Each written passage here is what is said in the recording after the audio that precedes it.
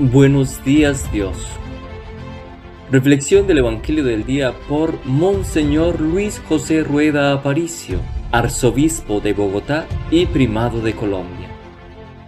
Abre tu corazón a la palabra de Dios.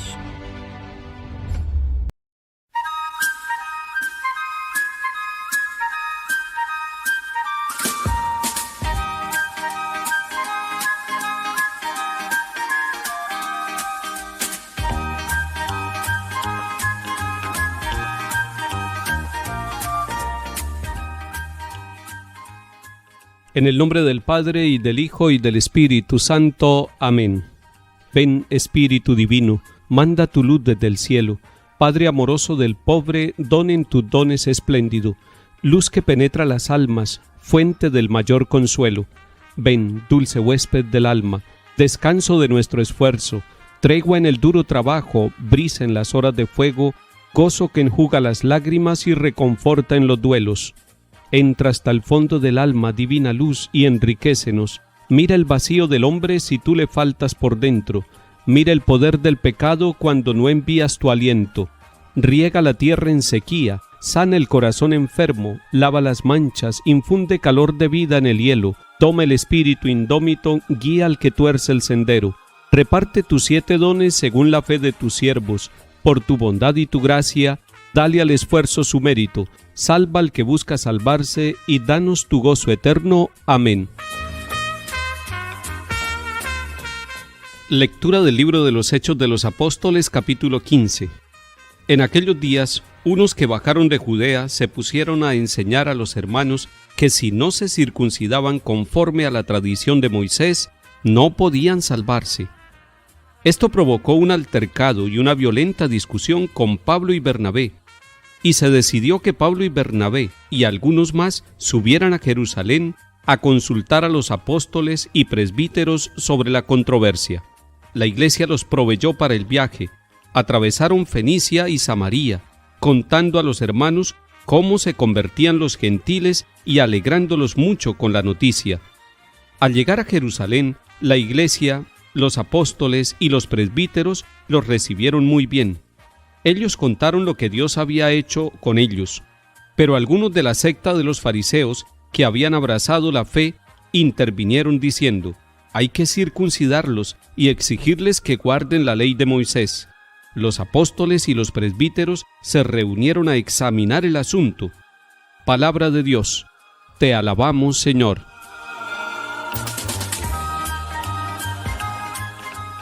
Este capítulo 15 de los Hechos de los Apóstoles es muy importante. Ojalá ustedes lo pudieran leer. Sucedió una controversia en una ciudad donde estaban los apóstoles Bernabé y Pablo. Esa ciudad se llama Antioquía de Siria. Allí sucedió una controversia. Es una comunidad ya madura, es una comunidad que va avanzando en la fe. Cuando llegan algunos de la tradición judía, pues traen todas sus costumbres religiosas del judaísmo y empiezan a decirle a los apóstoles que ellos deben circuncidar a los paganos que se están acercando a la fe cristiana. Eso genera una controversia. Esa es la palabra que usa el capítulo 15, una controversia. ¿Cuántas controversias de fe puede haber en nuestra vida, en nuestra historia, en nuestras comunidades? ¿Por qué es importante este capítulo? Porque Pablo y Bernabé no toman la decisión solos. Se van desde Antioquía hasta Jerusalén para consultarle a Pedro y a los demás apóstoles.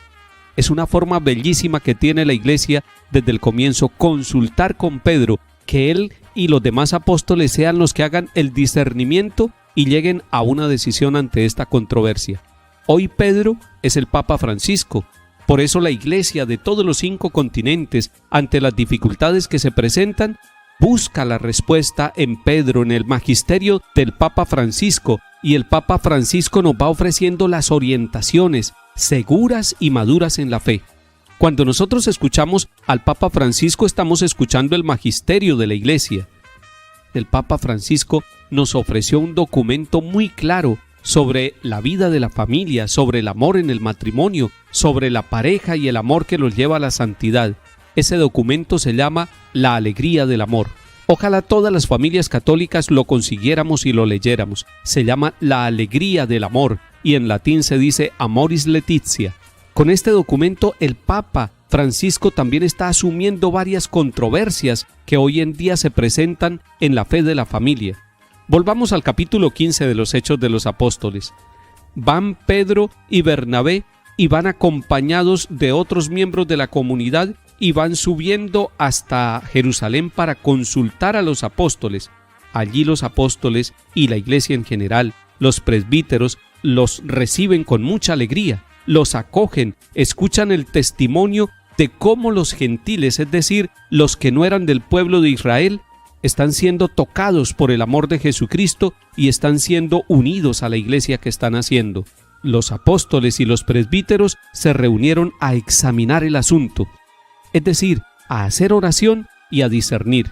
Muchos asuntos en nuestra vida personal y familiar necesitan ser examinados, necesitan ser consultados. Ojalá que nuestras familias se preguntaran esto que estamos haciendo, esta situación, estas dudas que tenemos en nuestra vida moral, en nuestra vida de doctrina, de fe, ¿serán correctas? ¿Dónde encontraremos la respuesta? Y nosotros en la Iglesia Católica tenemos dos fuentes para aclarar nuestras dudas de fe. Primero, la palabra de Dios, pero no solamente la palabra de Dios, sino también todo el magisterio de la Iglesia, todos los documentos del Papa y sobre todo el catecismo de la Iglesia Católica, donde tenemos la mayor claridad de toda la doctrina de la fe católica. Cuando en una comunidad o en una familia se presentan dificultades de fe, lo primero es consultar con el sacerdote, con el párroco, con el obispo, con las distintas comunidades, porque la iglesia misma se encarga de examinar los asuntos, de orar, de discernir y de llegar a unas soluciones. Les pido que ustedes lean hoy el capítulo 15 de los Hechos de los Apóstoles.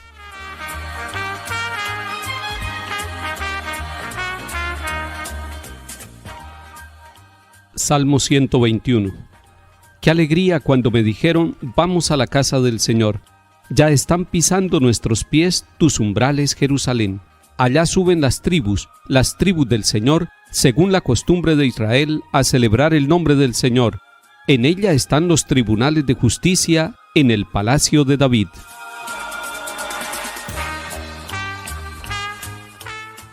Del Evangelio según San Juan, capítulo 15. En aquel tiempo dijo Jesús a sus discípulos, yo soy la verdadera vid, y mi Padre es el labrador. A todo sarmiento mío que no da fruto lo arranca, y a todo el que da fruto lo poda, para que dé más fruto. Ustedes ya están limpios por las palabras que les he hablado. Permanezcan en mí, y yo en ustedes. Como el sarmiento no puede dar fruto por sí si no permanece en la vid, así tampoco ustedes si no permanecen en mí. Yo soy la vid, ustedes los sarmientos. El que permanece en mí y yo en él, ese da fruto abundante, porque sin mí no pueden hacer nada. Al que no permanece en mí lo tiran fuera, como el sarmiento, y se seca. Luego los recogen y los echan al fuego y arden. Si permanecieran en mí y mis palabras permanecen en ustedes, pidan lo que desean y se les realizará. Con esto recibe gloria mi Padre, con que den fruto abundante. Así serán discípulos míos. Palabra del Señor. Gloria a ti, Señor Jesús.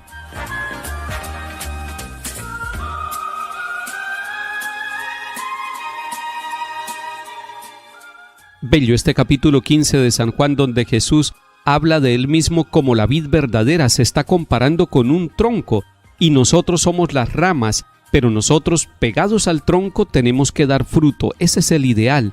Y cuando una rama no está dando fruto, se poda para que dé más fruto.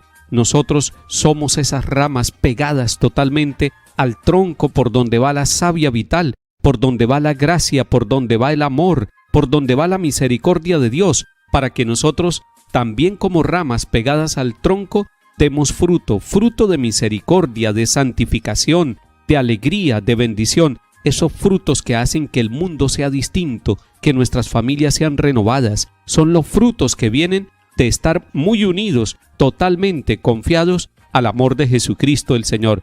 Me parece muy importante el versículo 5 de este capítulo 15 que empezamos a leer hoy. Dice, porque sin mí no pueden hacer nada.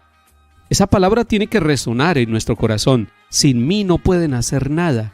Una rama que se despega del tronco no puede dar fruto, es imposible. Por eso nosotros estamos llamados a permanecer en la comunión, en la unidad con Cristo, con la iglesia y con los demás. Nosotros, cada uno por su lado, creyendo que somos muy inteligentes, creyendo que tenemos muchas capacidades, no podemos dar fruto. Y si damos fruto, no es un fruto que glorifica al Padre. Entonces nosotros podemos caer en el egoísmo, en el orgullo, sintiendo que nosotros somos capaces de dar ese fruto. El versículo 5 nos hace un llamado de atención y nos pone a nosotros en alerta permanente, porque sin mí no pueden hacer nada. Es unidos a Cristo como nosotros damos fruto. En Él queremos fructificar para gloria de Dios Padre, porque Él nos ha dicho: yo soy la vid verdadera y mi Padre es el labrador. Que el Señor nos dé la gracia de permanecer en Él y Él en nosotros. En el nombre del Padre, y del Hijo, y del Espíritu Santo. Amén.